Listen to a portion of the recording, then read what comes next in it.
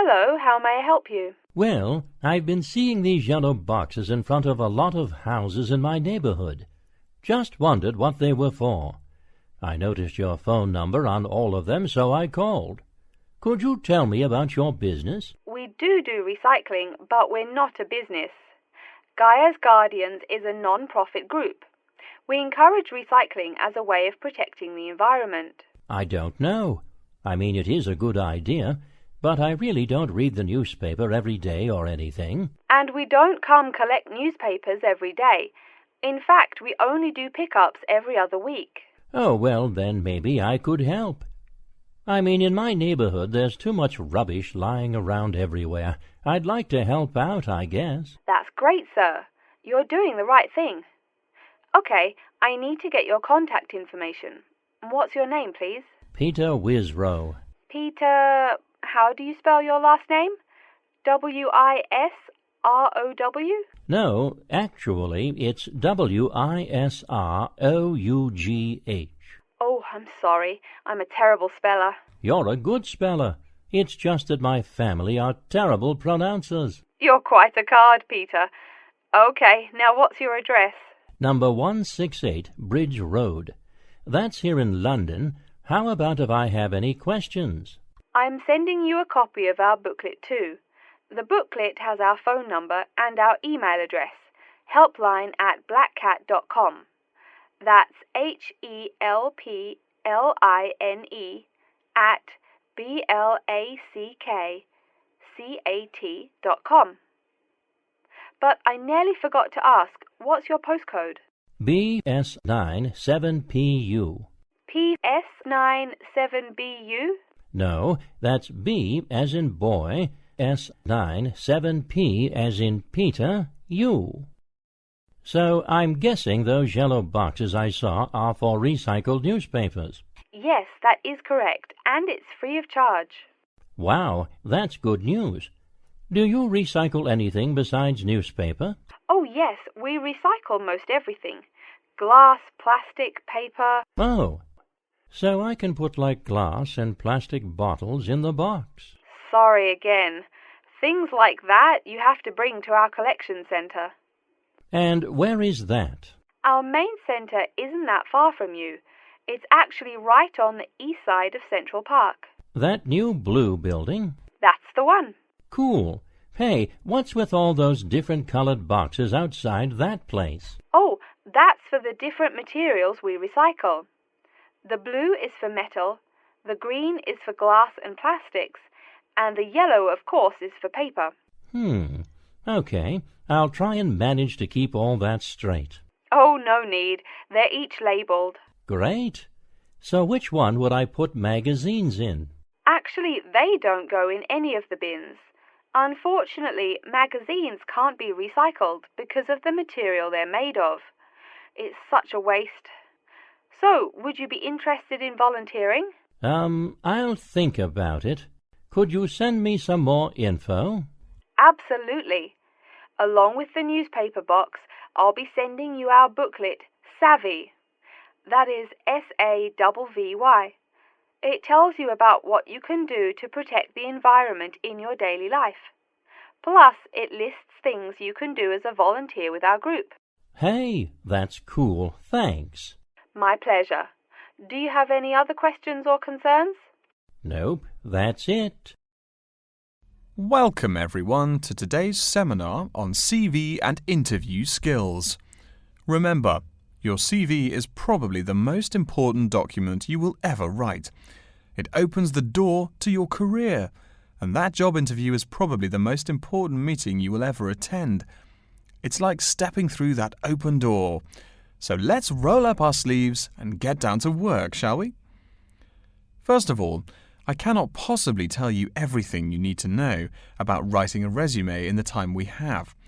But let me tell you that there are dozens of great websites on the internet. These will give you all the suggestions you need. If you look at the paper I gave you, you will see a list of the dozen most popular sites. I can mention a couple of important points, however. One is that your CV or resume should not be too long. A page is about right. Why? HR departments do not have the time to read long documents.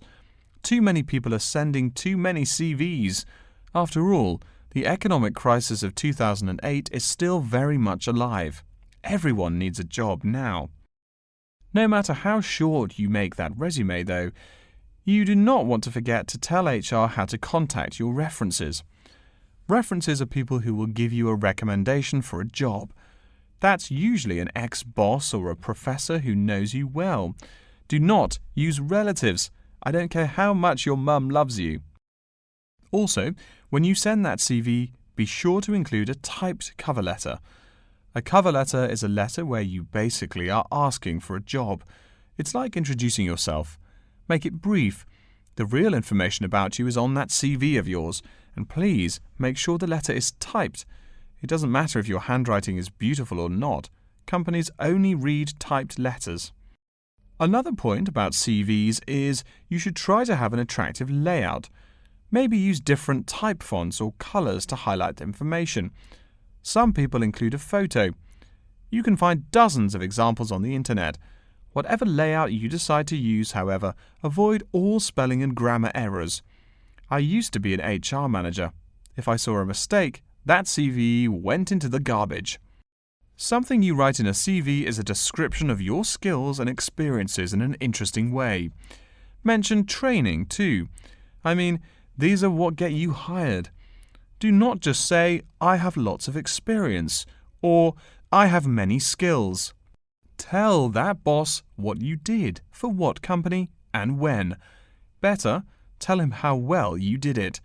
Don't just say, I sold houses. Say, I sold £2 million worth of houses in my first year. That is, say something to make the person reading excited and curious. Finally, speaking of CVs, it's sad, but some people actually forget to provide a contact number. That's pretty silly. You wrote a great CV, you have HR dying to meet you, and they don't know how. You forgot your phone number. Oh, sure, if you apply online, they have your email address, but you just showed them you're forgetful. Why are they going to want to talk to you after that?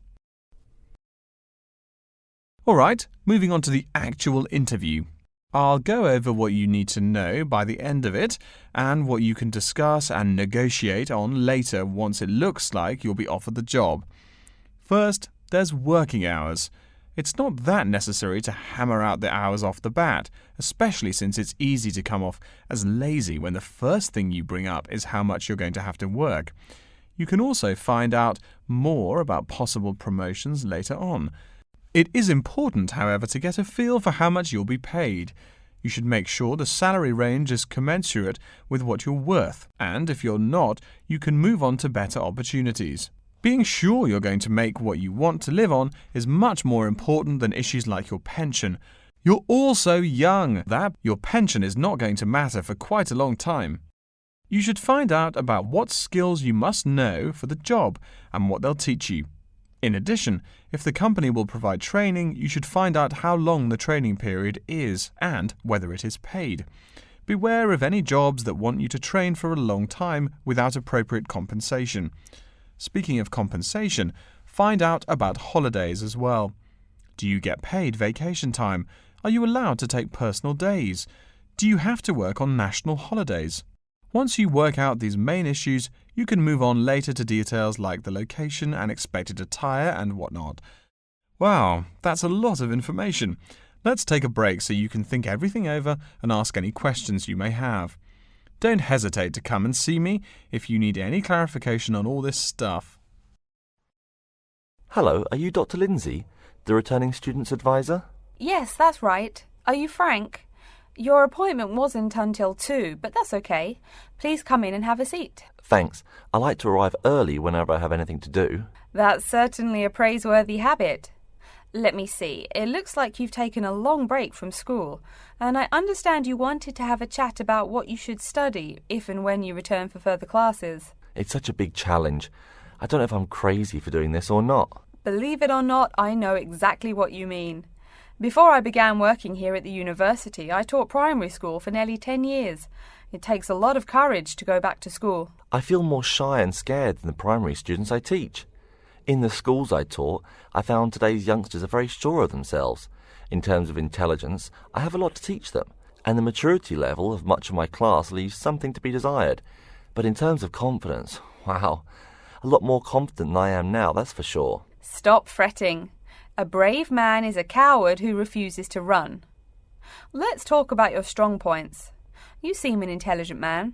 What is it you would like to study? You see, I've been teaching children for a few years, but I think I'm happier teaching adults. I think teaching students in middle school is much more satisfying because they end up being much more grateful for your work. If I may ask, what got you interested in teaching adults? A lot of things, I guess. I met my future wife back in my first year of college. She always complains that I was more interesting then. She says that now I talk like I'm 7 years old. That's probably from being with children all day. Again, I know just what you mean. My husband used to say the same thing about me when I taught kindergarten. Anything else? Well, yes. Fairly often now I run into former students and we talk. Some of them are getting close to being grown up. I guess I think more and more about how people develop over time. So I'm interested in the results of education, the final stages. I see. Well, coming back to the university can be both difficult and very rewarding. There are some problems unique to returning students, older students like yourself. What do you think is your greatest weakness? Well, I actually think my confidence is getting better. I'm definitely overcoming my introversion and starting to be much more comfortable in front of a class. To tell you the truth, I'm afraid I'm rather behind the times about many things. It's more difficult for me to chase after the popular things youngsters are fond of, such as iPhone, Twitter, if you name it. I think I understand. How old are you, 35?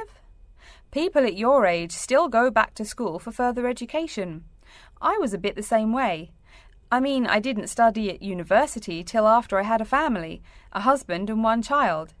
My point of view was a lot different from your average 18-year-old girls, I can tell you. Gee, that sounds pretty rough. A family and college? Clearly you weren't unsuccessful, though. It was, Frank, it truly was. My first term at school was extremely stressful. But, excuse me, you're not here to listen to my life story. We're talking about your plans. Is there anything unique I should know about you or your past experience or plans? I'm afraid not. There is nothing interesting about my career or plans. It's really not too impressive. Now, I forbid you to talk like that. This is your one life, and if you're not interested, why bother living it? Don't be so humble, Frank. Okay. My wife says I'm a wimp. Let's talk about your dreams a bit. You want to teach adults, you said. What would you like to teach them? Well, when I first came to college, I really liked languages and literature. A lot of people have told me that for practical reasons, it would be more rewarding to choose business management as my major. But I made up my mind to study liberal arts once I got the idea of going back to school. I must say it's refreshing to meet someone who knows there's more to an education than computers and finance. Let's have a look at the university course catalogue. Excuse me, Dr. Lindsay, before we do that, could I maybe ask you some questions about changes in university life? I think I need to discuss that so I know what to expect. Of course, I'm here to help you. The biggest thing to get used to is the change in technology. Professors present things on huge screens, many of which are interactive computerized whiteboards. You can write on them still and use them like a touchscreen. They're really handy. No more sloppy scribbled notes on the projector. Let's see, I doubt you'll be living in student housing, so I won't go into all the improvements there. Another major change that you'll enjoy is the plethora of resources available for students. As a student, you have 24-hour access to the gym and library privileges that include the use of school computers to scan, copy and print. And of course the media library, which contains movies from all genres and most of the movies listed on AFI's top 100 movies of all time. The dining facilities are also not what they used to be. They offer choices for all diets and you can expect a hot meal any time of day. Wow, things really have changed. I'll be sure to utilise all those great facilities in my time here. Thanks for all your help, Dr. Lindsay. I think that's all the questions I have for now. Okay, and welcome back. During the short break we just took, several of you approached me with questions. So before going on with the orientation talk, I'd like to address those queries. As I found, if one person asks a question, probably a dozen others are wondering about the same thing. The first question is whether Wasamata University employs modules technology as an instruction method. The answer is yes, we do. At least that's what the university catalogue says. If some of you don't understand what modules technology is, don't worry. I googled the word but couldn't find it. Apparently, though, it's a method of broadband wireless access. At least, that's what an American company's website told me. But again, don't worry. If you need to know something more, your professor can tell you. Another question someone asked me was what tomorrow's workshop on research methods and skills was about. Well, research skills include any method you can imagine for finding and presenting any information you need. That's not just schoolwork either. Writing English, the native language for most of you, and finding a job are also research skills. And yes, those will be addressed in tomorrow's workshop. As you know, Wasamata University is one of this country's premier universities for the study of the dismal science, economics. Some of you, it seems, want to get a jump on their classmates. During the break, half a dozen of you came up and asked me where to find economics tomes. I know it's odd, but this school's library holdings are divided up between two libraries. Economics books are in the old library. If you look out of the window behind me, you can see it. It's the red brick building. Oh, before I forget, you economics types also need a lot of math, am I right? Well, those math books are neither in the old library nor in the new one. They can be found in the math department building. Why am I telling you this? Doesn't the invisible hand guide economists? Maybe it's good you asked. In 2008, that hand shoved most of the world economy off a cliff, didn't it? Now, I realize that most of you couldn't bring a computer printer or a photocopier from home. So I'm sure you're already wondering where you can copy things like term papers, internet articles, and things like that. I have some good news and some bad news. The good news is that there are a number of places you can make copies. These include both libraries and the Student Union building. Now the bad news. I'm sorry to say, most classroom buildings and academic departments do not have copiers students can use. So most of the large buildings you see around campus do not have copiers for students. The copiers there are reserved for professors and office staff. Oh yes, I nearly forgot to tell you. If you need to have printing done, all the copiers available to students are laser printers. Plus, for your convenience, you can pay using prepaid cards. You can get those in the Student Union building. That just covers the questions put to me. If you have more, please see me during the next break at 2:15. Right now, though, I'd like to start to give you a rundown on the various facilities here on campus. That way you won't get lost so easily in the weeks to come. I've been told that this year's incoming class features a large number of married students and parents. So you must be wondering where to put the baby while you're in class. Okay, right now we're in the Student Union building, right? Remember the big doors in front where you all came in? If you go out of the building, you can see the nursery is just on the other side of this building. It's only about 20 meters away. Convenient, eh? Next, we're all from different places around the country. Some of you are from other countries. That means we're pretty likely to get sick during the first months of school as we expose each other to many new viruses. So where's the doctor? Of course, you need to find the Medical Services Centre, which is on the right as you leave the building. Remember, that's the second building on the right. And if you look out of that window, you can see a lot of antenna and satellite dishes on the roof. So that's what we call the Media Centre. Yeah, I know, I think it's confusing too. The Media Centre is next to the Medical Centre. The chairwoman of the journalism school on the first floor doesn't like it when people who wander in there mistake her for a nurse. Chances are you'll have at least one math class while you're here. That red building there, just outside to the left, is the math department building. I know, it looks about as old as the subject of math, but I assure you that the inside is equipped with state-of-the-art classroom equipment, including interactive chalkboards and surround sound in every room. Oh, can you see the back building there? Yes, behind the Media Centre. Quite new, isn't it? That's the new library, just decorated. They're back to back, you might say.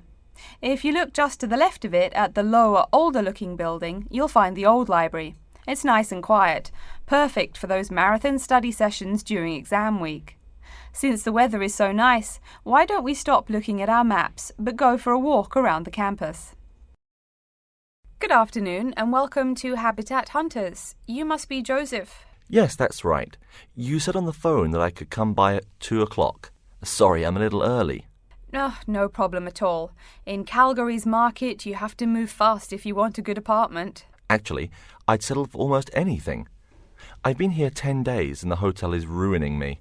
My father has me on a strict budget. Sit right down here now, sir. Let's talk a little about the places before we go have a look.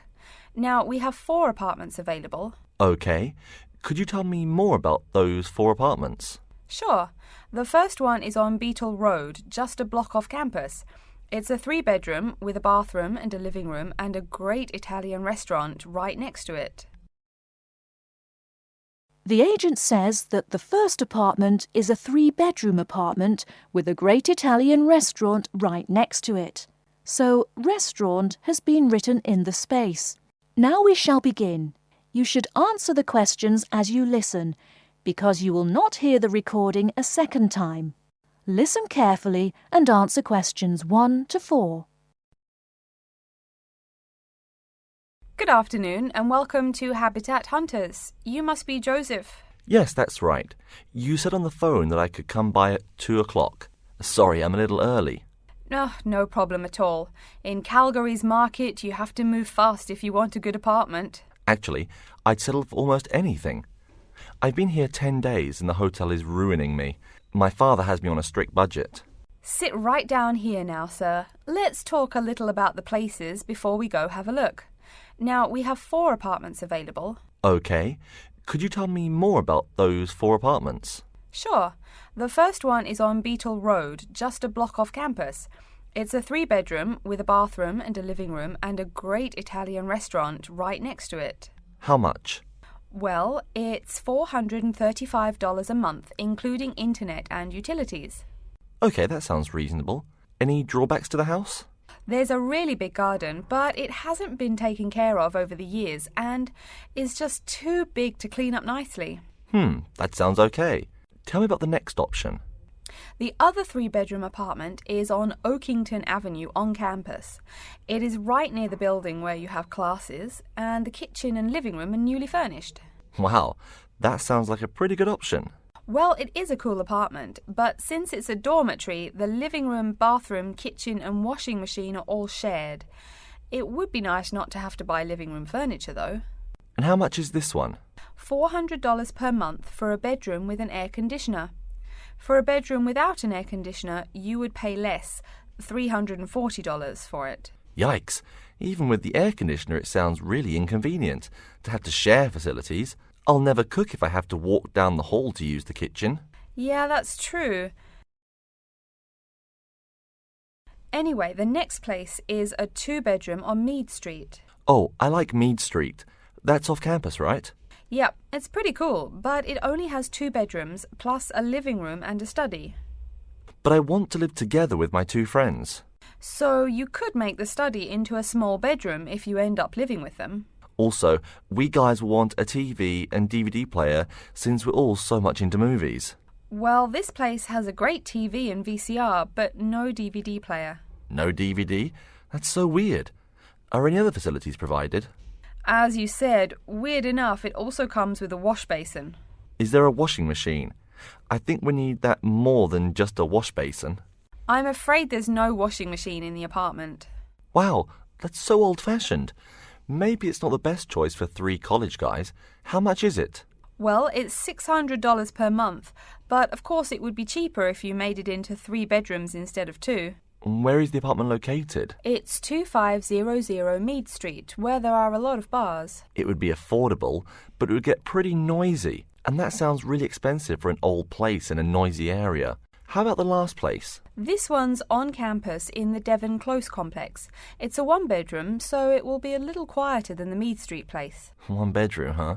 That could be good for focusing on my studies. What else does it have? It comes with a living room and a study and includes a really nice lamp in the study that has a bunch of different settings. You know what else is cool? There's a dining hall downstairs, so all evening meals are free. You can purchase breakfast and lunch, but meals after 6 p.m. are free. Wow, this place sounds too good to be true. Is it really expensive? It's all right, $500 per month, but there's no bathroom. What? No bathroom? Well, there's no bathroom in the apartment, but there's one at the end of the hall.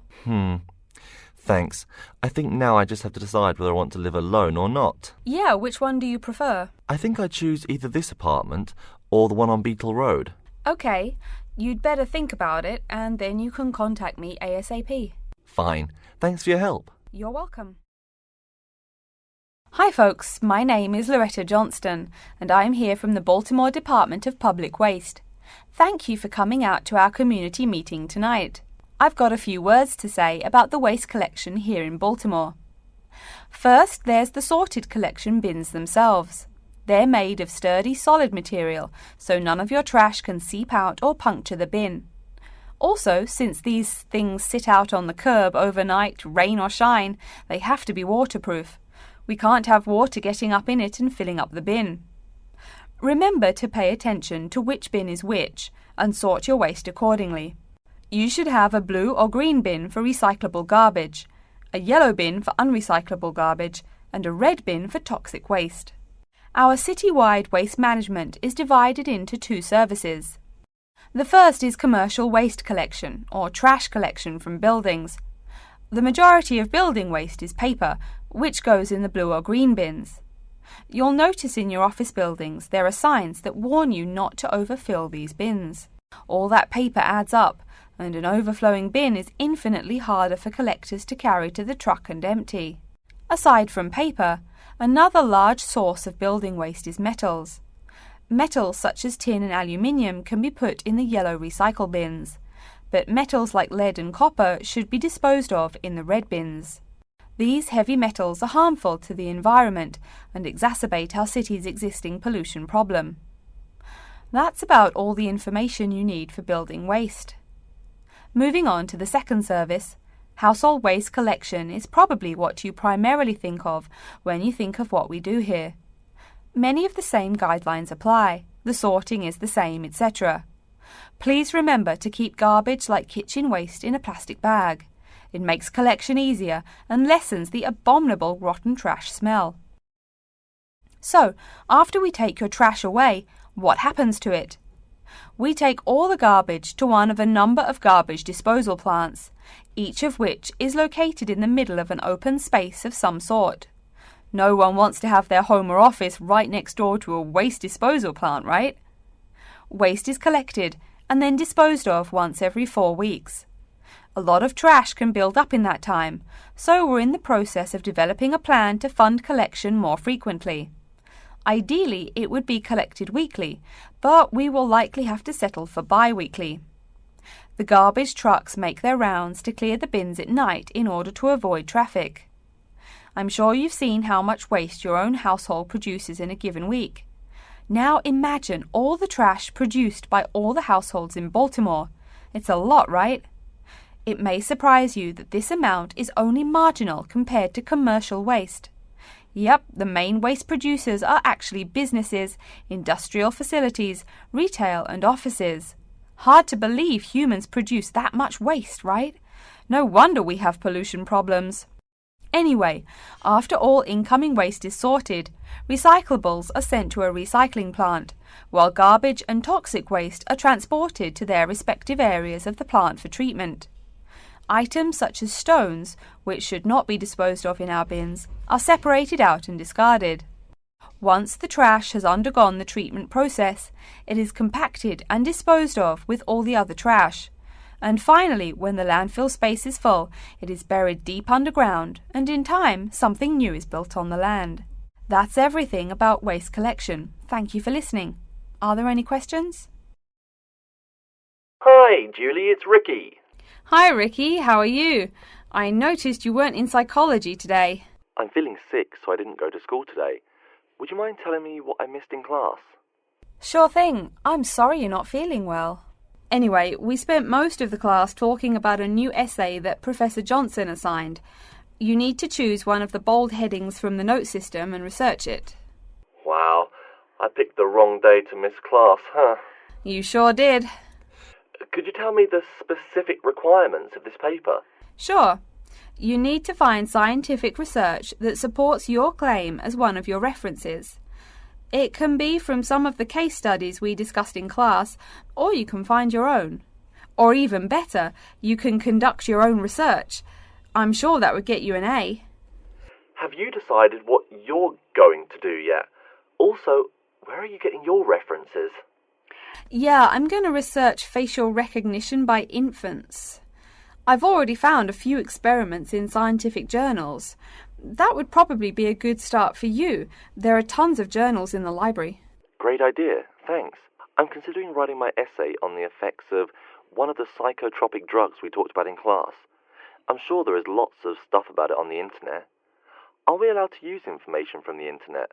Sure, you can use that as long as it's not your main source for information. You'll probably want to cite some of the experiments we went over. Good idea, thanks. I'm going to try to find some information from a bunch of different sources. Before you hear the rest of the talk, you have some time to look at questions 25 to 30. Are there any specifications on how the essay should be written? Yeah, Professor Johnson wants it double-spaced. It should be between 6 to 10 pages long.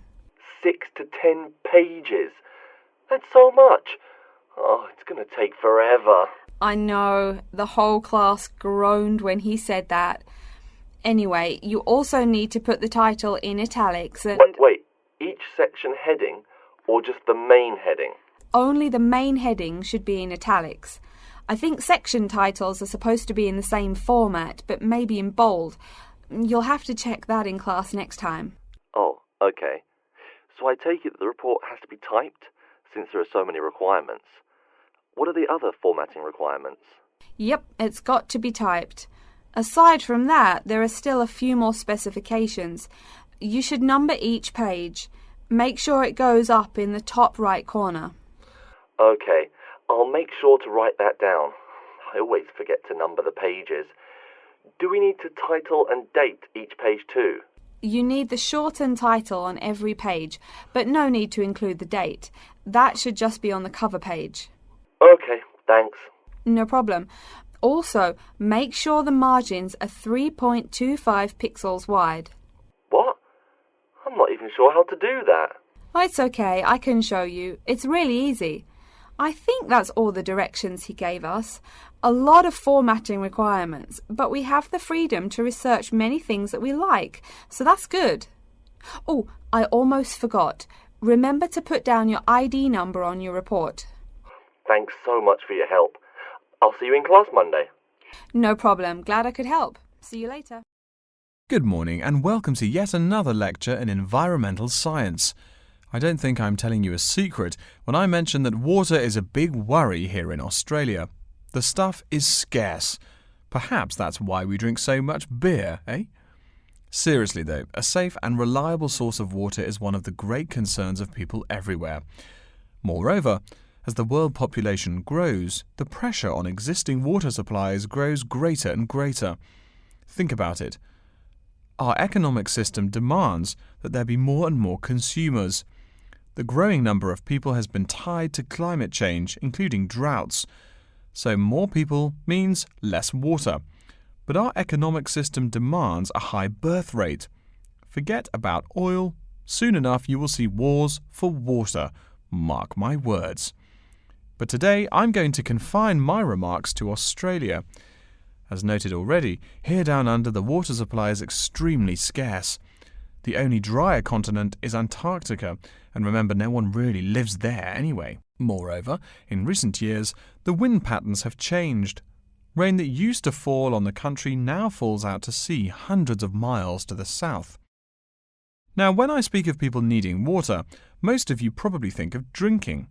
Certainly everyone needs water for drinking, but surprising as it may sound, drinking is not anywhere near being the main use for water.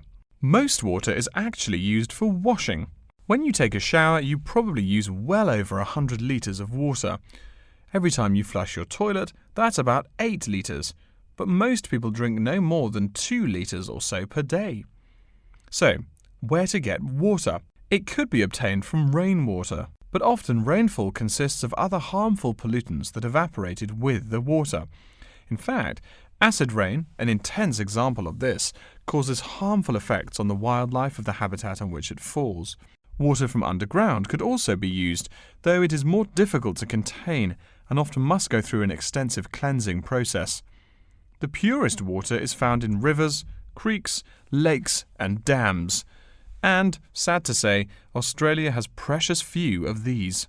Really, how many of your hometowns have rivers? Year-round rivers, I mean. The soil tends to be sandy, so water soaks into the ground. Many places are rocky too, so 87% of the rainfall is lost to evaporation. That's almost twice the evaporation rate in my native Canada. Speaking of rain, we already heard how rainfall is diminishing here in Oceania. The quantity itself isn't the only problem either. Going back to the problems with obtaining rainwater, a further problem is that rain is a useful source of water only if air pollution is fairly mild. Again, you're in a situation where you can't win. You need water where most people live. People tend to build cities where rainfall is adequate, but then modern cities tend to feature polluted air, which renders the rain far less easily usable. Okay, let's take a look at the table here. You'll see it showing the relative pollution of rainfall in the world's cities. The more people, the dirtier the rain. This is becoming a huge concern for people in the West who want their water to be pure and safe. Though reliable drinking water is important everywhere, the concern in the West is reflected in all the government regulations and political campaigns aimed at solving this problem. In contrast, there are not as many demands made on the governments in Asian and African cultures to improve the water, as their focus is on other issues. Now, whatever the source of water, we can never afford to forget that all water is highly vulnerable to contamination. Whether we're getting it from the ground, from bodies of water or rainfall, it is susceptible to a variety of toxins. In fact, that's why we clean it before using it. Water carries with it filth and dirt. This problem shows up in a number of different ways. As humans and all other animals need water to survive, it's no surprise to us that one of the most important domestic uses of water is for drinking. Yet, if you have old-fashioned lead pipes, you may slowly be poisoning yourself by drinking that nice clear water. The industrial pollution, farm chemicals and leaky landfills are well-known sources of contaminants as well. So what is being done to ensure we Australians a safe and steady supply of drinking water? There are a lot of initiatives that make admirable efforts to remedy this issue. We'll be talking about this when we meet again on Thursday, but as a preview, I can tell you that so far the amount of real solutions that have been produced is not nearly adequate. Traditionally, we've been very free in this country. That means that every person and every province tend to go its own way. So the mechanisms for water management are, in a word, insufficient. To begin seeing how this is so, I want you to read something before our next class. Though a lot of previous data on water usage and water management are inconclusive and have thus caused quite a concern, we can learn a lot from the contents of reports written on the subject. The basis for the government's water policy is the 1989 White Paper reporting on water use, present and future. If you compare the numbers offered in the paper with those in the text, you'll find that the report is rather untrustworthy. Truth being told, I'm being too kind when I say that. Good morning, City House Services. How may I help you? Good morning. I'd like to arrange to have my house cleaned. Certainly. I just need to ask a few questions. First, could I take your name? Yes, it's Barbara Hill. The woman says that she is Barbara Hill, so Barbara Hill has been written in the space. Now we shall begin. You should answer the questions as you listen, because you will not hear the recording a second time.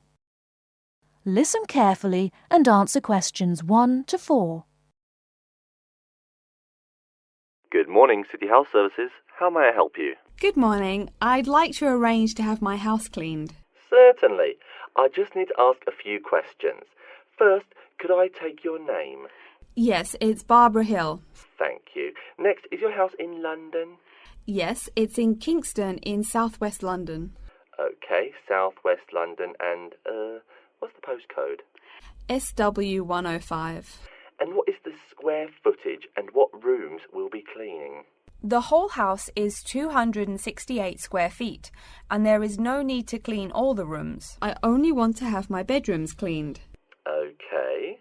How many bedrooms does the house have? 3 bedrooms. Oh no, sorry, we used to have 3 bedrooms, but we only have 2 bedrooms now. Are those single bedrooms or doubles? Doubles. Fine, 2 doubles. There's one more room which needs cleaning. It was used as a bedroom before, and now we have converted it into an office. I understand. 3 rooms have got to be cleaned. And are all of those rooms upstairs? Yes. Then downstairs we have a kitchen diner, conservatory and lounge. The kitchen diner is quite large and has the usual equipment: cooker with oven, refrigerator, cupboards and worktops. The conservatory has a lot of plants, but there's no need to take care of them. The lounge has a leather 3-piece suite and a large coffee table. Thank you. And do you keep any pets? Yeah, I really love keeping them. I've got 2 dogs and 3 cats. Okay, then if our staff come over to offer the service, please take your pets away. Have you looked at our service packages? Yes, I have one in front of me. Excellent.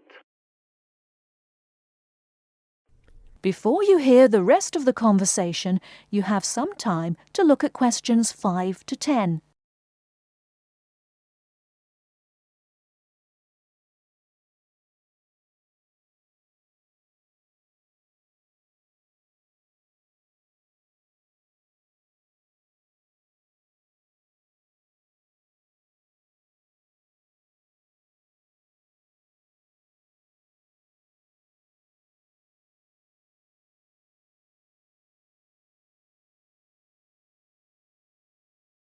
Now listen and answer questions 5 to 10.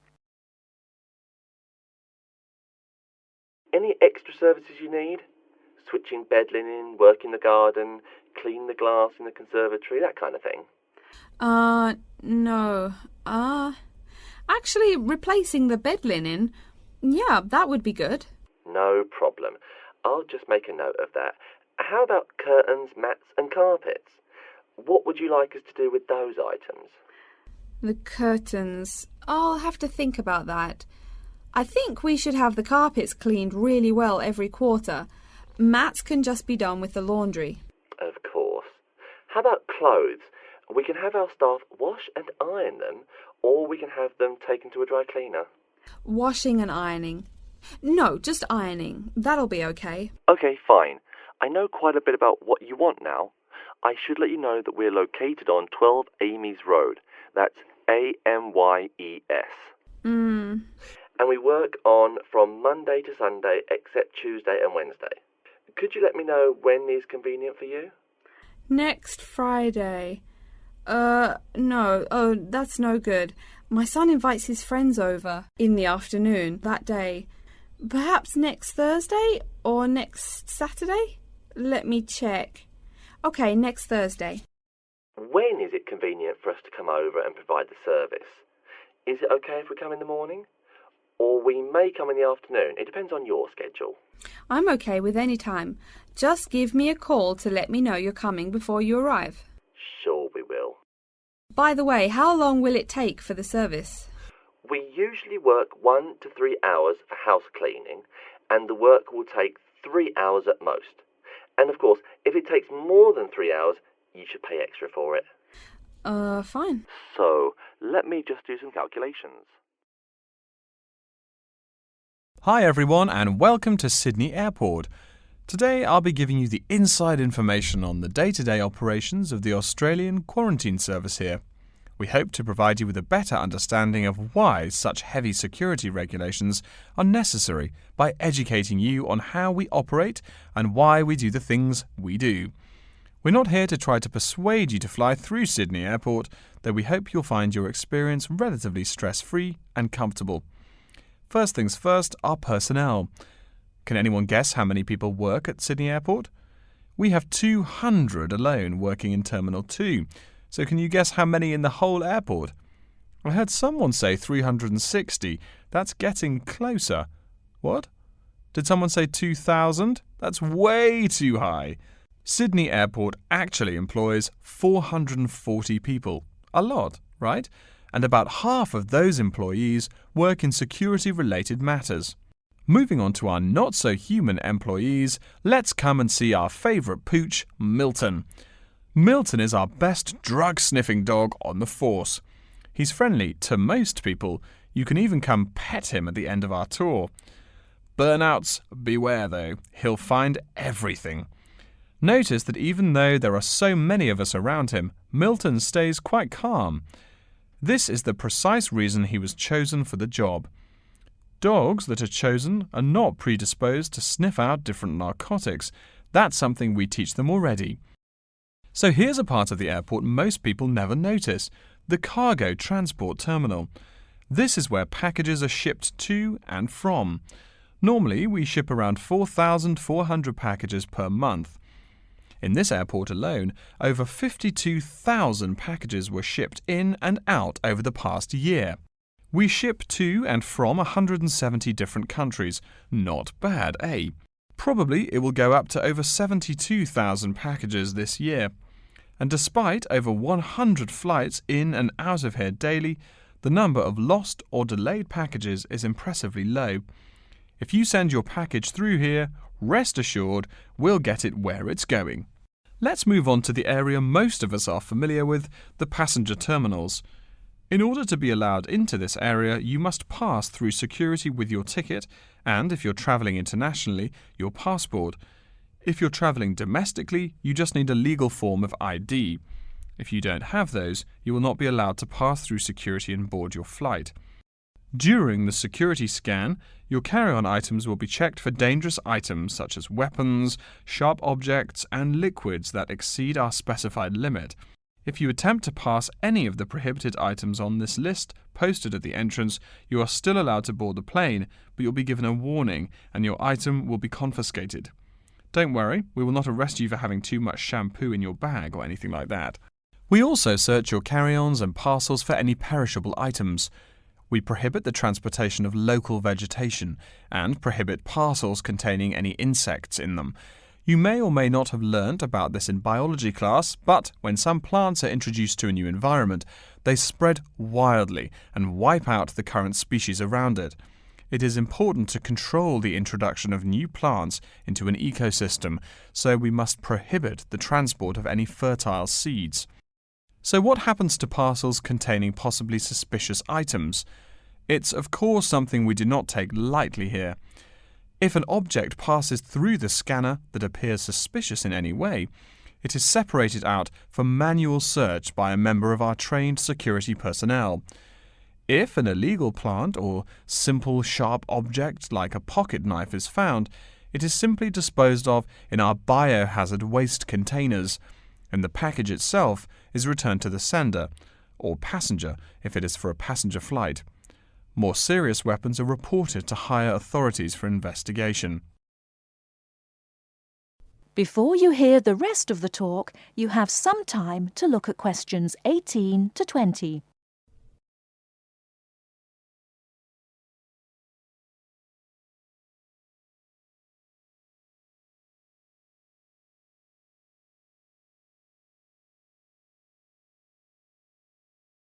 Now listen and answer questions 18 to 20. As far as parcel security, the material of the parcel is important. For shipped goods, the most common material used and the most widely accepted is paper. Make sure it is packed sturdy enough with no rips or tears. We've definitely had packages rip open before due to haphazard packing. A more common problem, though, is the package labels. When an item does not make it to the right place, this is the most common reason. The label may not be in the right place or marked clearly enough. If you're receiving any items from abroad that must be declared, please remember our guidelines in order to ensure the timely delivery of your item. Make sure it is packed correctly, and we ask that you notify customs between 2 and 10 days within the item's scheduled arrival date. OK, before we move on, are there any questions? That is the end of section 2. You now have half a minute to check your answers. Welcome. Please come in and gather over here around the tables. My name is Adam Smith, and I'm the librarian here. I'll show you around today and explain how to use these facilities. Hopefully, when I'm done with it, you'll know the ropes. And please feel free to let me know of any questions or concerns that you may have. Now we're at the gate of the library. Upon entering into the door, you'll find that the restrooms are on your left-hand side, and opposite them is a photocopy room. Many of you are wondering about the check-in and check-out process. What you have to do is go to the circulation desk, which is to the east of the photocopy room. The reading room is a really large area in the center of the library, just to the north of the circulation desk. I'm sure you won't miss it. If you're here to do research, this is where you should bring books to look through. However, if you're here to do any group projects or other interactive activities, I advise you to use one of the study rooms, which are just to the east of the reading room. Moving on to the southeast corner, we have the periodical section, just next to the study rooms. We have a collection of different newspapers and magazines in this section. You can get last week's weather reports, or all the top stories 5 years ago. Our periodicals can be traced back 20 years to the time when our school library was built. Our first question. Yes. Can we check out magazines from the library? I'm sorry, but you cannot take any periodicals out of the library. You're welcome to read them for as long as you want while you're here, but you cannot check them out. I wonder if there is any place where we can get some food in the library. Do we have a store here? Of course. The Food Service Center is just meters away from the study rooms. It's on the northeast corner as you look at the map. The Food Service Center offers different kinds of snacks, though it's not big. Well, moving on along to the west, you will find the Video Resource Center on your right hand. We have educational videos and documentaries, as well as major motion pictures. We ask that you pay attention to the tag on the video that you pick up, as many of our documentaries are for on-site viewing only and may not be taken out of the library. To the west of the Video Resource Center is our satellite TV station. Here we stream the news from Channel 19 for most of the day. How many channels does it have? It does have nearly 200 channels, but we generally will give top priority to channels with some big events, like presidential addresses or other breaking news. During the coverage of the presidential debate, students will take a break from studying and flock to watch it. Last, but perhaps most important, is the inquiry desk. It's just on the left-hand side when you walk into the library, so it's impossible to miss it. If you have any questions about how to use equipment or where to find something, come and ask the assistant. Don't be shy, because that's what they're here for. Speaking of questions, one of the questions we get asked is how to actually check out a book once a student has picked one out. If it's a fiction or non-fiction book, look for the pink and yellow checkout card inside the back cover of the book. You can also find information about the book on these cards, including its publishing date, genre, ISBN, and a log of dates it's been checked out before. Present this card to me or any library assistant, and we'll stamp it, and then the book can be kept for 3 weeks. You can find general information on a field of study by using one of our subject guides. We have them on paper here, but any of our computers will allow you to search within fields as well. What if the library doesn't have a resource we're looking for? Great question. I'm going to address that. Our library is a network with a number of other universities in the area, so if there is something you're looking for and it's available somewhere in the area, we'll be able to get it for you. However, there are universities which are not part of the network, so we do not share resources with them. If you want more information about the library and its resources, you'll find it in a labeled blue folder on my desk in the Enquiry section. Okay, so that's a lot of information all at once, and I don't expect you to remember it all. The most important thing is please be respectful of the staff, and if you need help with anything at all, come and ask me or one of the assistants.